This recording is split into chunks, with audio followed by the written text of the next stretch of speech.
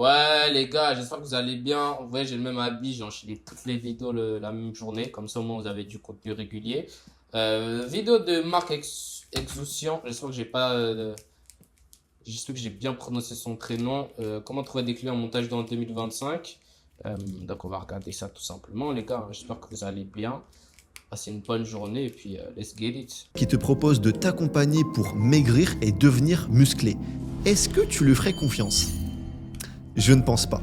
Au vu de l'image que cette personne renvoie, elle n'a pas l'air de faire ce qu'elle prêche. On est donc d'accord qu'il est difficile d'accorder de la crédibilité à une personne qui ne montre même pas de résultats apparents sur elle-même. Maintenant, j'ai une question pour toi. Est-ce que en tant que monteur vidéo freelance, tu mets en avant ce dont tu es capable de faire ? Si la réponse est non, alors j'aimerais bien savoir pourquoi tes futurs clients devraient te faire confiance alors que tu ne fais même pas ce que tu vends. C'est-à-dire monter des vidéos pour faire plus de vues et donc avoir plus d'argent. Je pense que tu as bien compris là où je voulais en venir. Si tu veux trouver des clients, tu dois d'une part devenir bon dans ta catégorie, c'est-à-dire avoir des résultats Je crois que mon clavier est déchargé. Bah non. Bref, il est trop chaud en motion design. C'était juste pour vous dire ça, les gars. Il est vraiment bon.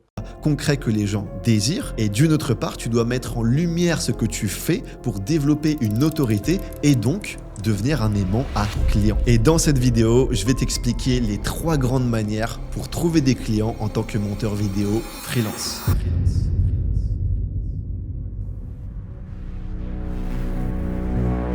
La première manière de trouver des clients, ça va être de chasser votre propre gibier, c'est-à-dire prospecter. Envoyer des messages à des personnes avec qui vous voudriez collaborer. Mais vous allez peut-être... Les gars, avant de prospecter, il faut faire une étude de marché de ce que vous voulez et de qui vous allez cibler. J'en ai un exemple. Cibler des gens... C'est mieux, imaginons, je sais pas, des filles qui vont faire du make-up. La plupart des vidéos de make-up, elles ont pas forcément besoin de beaucoup de montage vidéo. Et ça va être très difficile pour elles de se rémunérer. Donc, pour qu'elles puissent se rémunérer, ça va être à partir d'un certain stade de notoriété. Alors qu'un autre exemple, je vais vous donner. Bah ouais, des clients avec qui je bosse là, par exemple, j'ai des clients avec qui je bosse là, ils ont peut-être, je sais pas, peut-être 4000 abonnés, voire plus, mais sur chaque vidéo, on fait 2000 vues. Mais eux, leur but, c'est pas de faire le maximum de vues. Bon, si, bien sûr, mais à côté, ils ont un business qui leur rapporte de l'argent. Donc, ils sont pas forcément dépendants sont pas une grosse corrélation avec leur vue. Donc eux, même s'ils sont très peu d'abonnés, bah, ils peuvent travailler avec moi et me payer. Je sais pas si vous voyez ce que je veux dire. Demander à qui est-ce qu'on va pouvoir envoyer ces messages? Où est-ce qu'on les trouve, ces personnes? J'ai 2 solutions à vous donner. La première, ce serait de faire de la prospection avec des personnes que vous connaissez. Par exemple, vous regardez forcément des créateurs de contenu, que ce soit sur YouTube ou Instagram, avec qui une collaboration pourrait vous intéresser et surtout qui pourra améliorer ces vidéos. Alors, dans cette situation, vous pouvez faire de la prospection. Je sais pas s'ils vont en parler, mais encore une fois, oui. Mais il faut que ce soit des gens qui soient capables de te payer.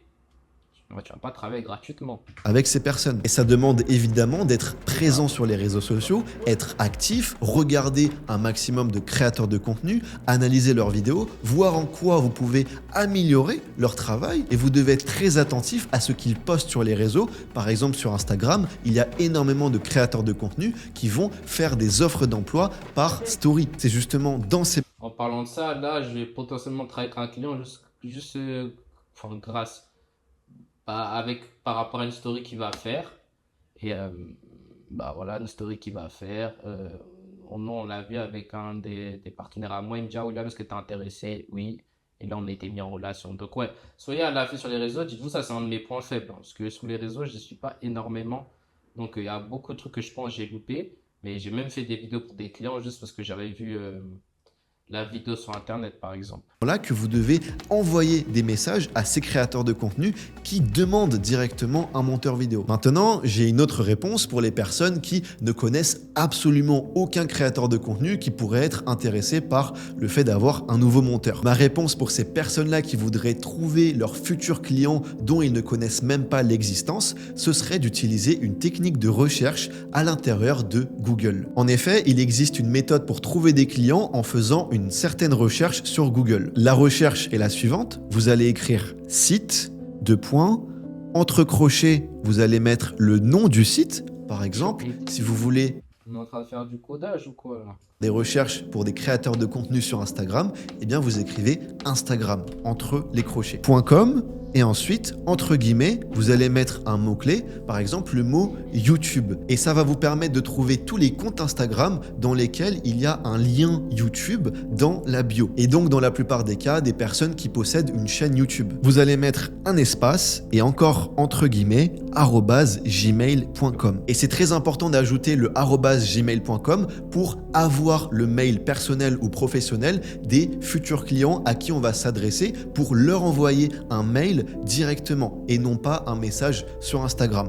C'est quelque chose que vous pouvez faire, cependant, écrire un mail sera toujours plus professionnel. Dès que vous avez trouvé Oh, ça oui et non, hein. J'ai beaucoup de clients que j'ai eu avec juste un DM sur Insta, hein. personne à qui envoyer des messages de prospection, on va pouvoir passer au moment de l'écriture du mail. Pour écrire notre message de prospection, on va simplement utiliser un template, donc un texte qui a déjà été écrit. Vous avez simplement à le copier-coller et à le reformuler à votre guise par rapport Encore une fois, sur toutes les vidéos que je vois de prospection, je me dis que ma technique, encore une fois, c'est pour ça qu'en fait, je me dis j'ai beaucoup de réponses par rapport aux gens.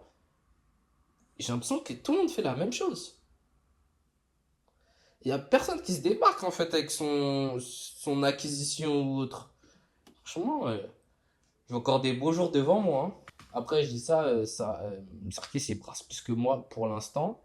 Donc, franchement, j'ai rien à dire, mais en tout cas, sur les techniques de prospection, il y a beaucoup de trucs qu'on peut améliorer. Il n'a pas forcément dit, mais bon, peut-être qu'il dit dans sa formation, je sais pas.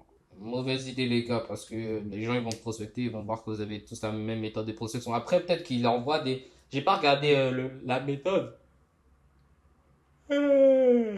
J'ai pas regardé la méthode. Peut-être que dans la méthode, il vous dit que ça doit être bien personnalisé ou autre, mais à première vue, bon. template, ainsi que la fameuse recherche à faire sur Google pour trouver les différents clients. Dans ce message que je ne vais pas vous détailler parce que vous avez simplement à copier-coller et à reformuler par rapport à votre situation, on va devoir ajouter un lien vers notre travail, vers notre portfolio. C'est pour cette raison que si vous voulez trouver des clients, vous devez avoir un minimum de matière à montrer à vos prospects. Par exemple, avec Même ça, les gars, on pouvait avoir des clients sans portfolio. C'est toujours mieux, mais je regardais un mec sur Insta que je suis, il a une grosse agence, je crois que c'est des gros créateurs. Il n'a pas de portfolio, hein. un compte Instagram qui est très bien fait. Par exemple, vous avez une bio dans laquelle on Même ça, les gars, j'ai travaillé avec des gros créateurs. Mon compte Instagram, il pue sa mère. C'est que là, maintenant, je suis en train de l'améliorer. Le plus important, c'est former compétences techniques, tu les as, et prospecter. Faire du contenu sur les réseaux, faut te mettre en avant. prend tout de suite ce que vous proposez, du montage vidéo. On comprend aussi que vous avez peut-être des compétences en motion design si vous voulez le mentionner. Et surtout, vous avez des vidéos où on peut voir ce que vous êtes capable de faire. Donc quand Ça, par contre, c'est important. Il y a un moment, il faut pas de portfolio, mais les gars, faut vous débrouiller pour que le prospect voit votre niveau de montage. Donc, il y a différentes manières de le faire. Pour l'instant, j'ai pas envie de dire mes secrets, mais ouais, sur ce point-ci, je suis d'accord avec lui. poster sur les réseaux sociaux, c'est important d'avoir aussi des vidéos qui sont les mieux travaillées et potentiellement les mettre en épinglé pour qu'elles soient au-dessus, tout en haut de votre page Instagram. Et d'une autre part, vous pouvez aussi avoir un portfolio, donc avoir un site web sur lequel vous allez mettre vos meilleures créations. Et ce que je vous conseille le plus, c'est de faire une vidéo de présentation. Ça peut être une vidéo sans votre visage, mais de préférence avec votre visage. Vous n'êtes pas uniquement un robot derrière un ordinateur, vous êtes un humain avec votre propre personnalité, votre propre authenticité et vous allez présenter vos services avec un montage dynamique et surtout montrer au maximum ce dont vous êtes capable de faire. Et d'ailleurs pour votre portfolio, je vous en conjure, ne mettez pas 1 million de vidéos, mettez seulement Pour ça, il a raison. Mettez vos meilleures vidéos. 3 vidéos, c'est suffisant. À part si pour l'esthétique, vous devez en mettre plusieurs. Je sais pas, par exemple, un truc qui passe et tout. Pour l'esthétique, ouais, mais les clients, ils vont pas regarder toutes les vidéos. Ils vont regarder peut-être un, deux ou trois et puis ils vont passer à autre chose, hein. vidéos les plus pertinentes qui sont en cohérence avec ce que vous proposez. Par exemple, si vous avez surtout la maîtrise du style Iman Gadzhi, alors mettez en avant les meilleures vidéos que vous avez réalisées dans le style Iman Gadzhi. Ce n'est pas la quantité qui est importante dans un portfolio, mais la qualité. Ce n'est pas parce que vous avez fait 50 vidéos short que c'est forcément les 50 vidéos short à mettre dans votre portfolio. Peut-être qu'il y en a une ou deux qui sont vraiment pertinentes et ensuite vous mettez une ou deux vidéos horizontales qui sont elles aussi très représentatives de ce que vous êtes capable de faire. Maintenant que je vous ai expliqué comment chercher et trouver vos futurs clients et que d'une autre part je vous ai expliqué comment envoyer votre message, notamment par mail, eh bien on va passer à la prochaine méthode.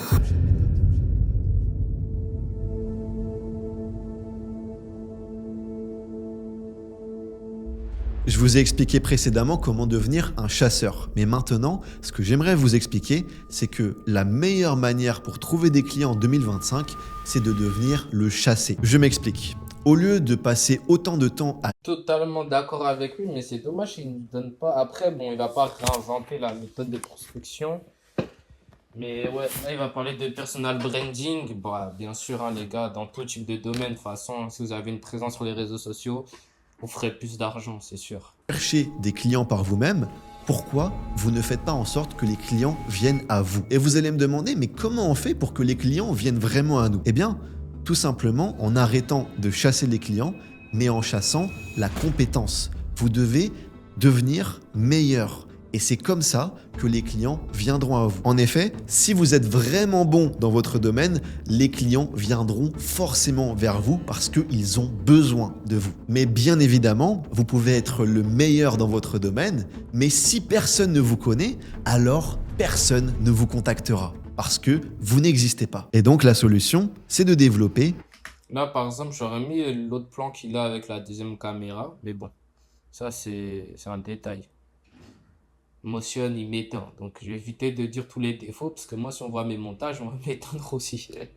Ce qu'on appelle le personal branding, votre image sur les réseaux sociaux. Aujourd'hui, dans le monde de l'entrepreneuriat, avoir une image sur les réseaux sociaux est primordial si vous voulez développer votre crédibilité et une autorité dans votre marché. C'est exactement ça qui va vous permettre de devenir un aimant à clients sans forcer, sans devoir les chercher. Parce qu'aujourd'hui, la demande en montage vidéo est énorme, mais par contre, il n'y a pas énormément de bons monteurs vidéo. Ce qui fait que... Ça, c'est vraiment vrai, les gars. Franchement, des bons monteurs vidéo qui sont sérieux, organisés et compétents.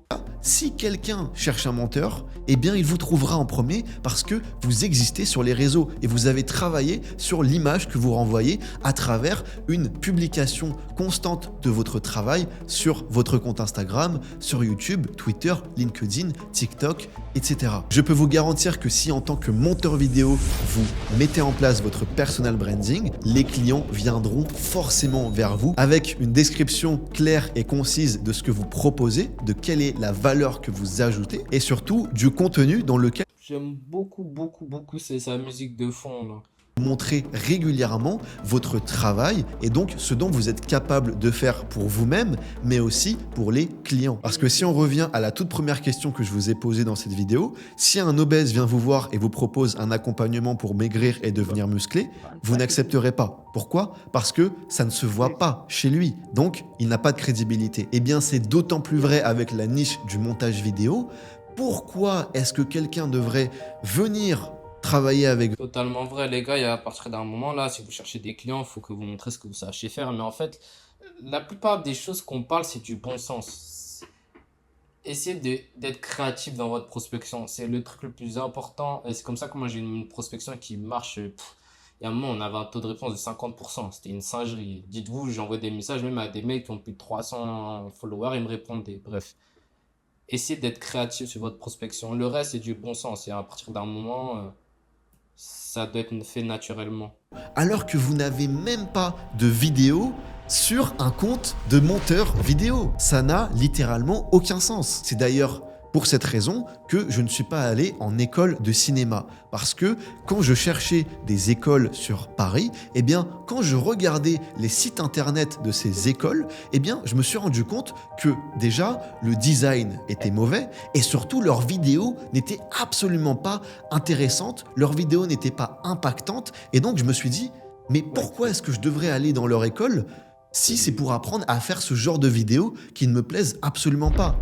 Donc, je me suis dirigé vers l'apprentissage du montage vidéo un peu plus moderne, qui est littéralement ce qui fonctionne le plus aujourd'hui. Maintenant, vous allez peut-être me demander, d'accord, mais qu'est-ce que je dois poster sur les réseaux sociaux? Eh bien, c'est assez simple. Vous avez 3 possibilités. La première possibilité, c'est de poster des vidéos que vous avez montées, soit pour des clients ou alors en guise d'entraînement. Si vous considérez que ces vidéos sont représentatives de votre travail et de vos compétences actuelles, alors je vous invite à les poster. Par exemple, si vous avez monté un short extrait d'un podcast, eh bien vous pouvez faire un avant-après, c'est-à-dire poster une vidéo dans laquelle on voit la version sans montage et la version avec montage. De cette manière-là, vos futurs clients pourront se représenter ce que vous proposez et ce que surtout eux pourront avoir. La deuxième possibilité, c'est de réaliser vos propres vidéos avec votre visage ou sans visage, mais en tout cas avec votre voix dans lesquelles vous allez donner de la valeur. Par exemple, si vous avez appris un nouvel effet, eh bien vous pouvez l'enseigner à travers une vidéo très bien montée et comme ça, eh bien vous pouvez d'un côté donner de la valeur et d'un autre côté, montrer de quoi vous êtes capable en termes de montage et d'animation sur vos propres vidéos. Et la troisième possibilité, c'est que si vous ne savez pas de quoi parler dans le monde du montage vidéo, vous n'avez pas de valeur à ajouter ou que vous n'avez même pas de vidéo à montrer, ce qui n'est d'ailleurs pas normal, mais imaginons, eh bien vous pouvez simplement faire des vidéos sur des sujets qui vous plaisent, mais en rappelant quand même aux gens que vous êtes monteur vidéo. Et comment vous pouvez le faire? Simplement en faisant un bon montage sur vos propres vidéos. Et dans tous les cas, les gens verront dans votre bio que vous êtes monteur vidéo. Maintenant que je vous ai expliqué comment devenir le chassé, on va passer à la dernière méthode. J'aime beaucoup son motion design, je suis en ouf, son sound design. Franchement, les musiques, elles sont vraiment adaptées à chaque chapitre. Le montage, il est léché. Non, il est bon. Franchement, il est bon. La dernière méthode, et selon moi l'une des meilleures, c'est de trouver votre meute. Un loup qui est seul, c'est un loup qui va bientôt mourir. Le reste, je suis désolé, frérot, mais bon, ça m'intéresse pas trop. Bref, les gars, j'espère que vous aurez kiffé la vidéo. On se retrouve pour une prochaine vidéo, l'équipe.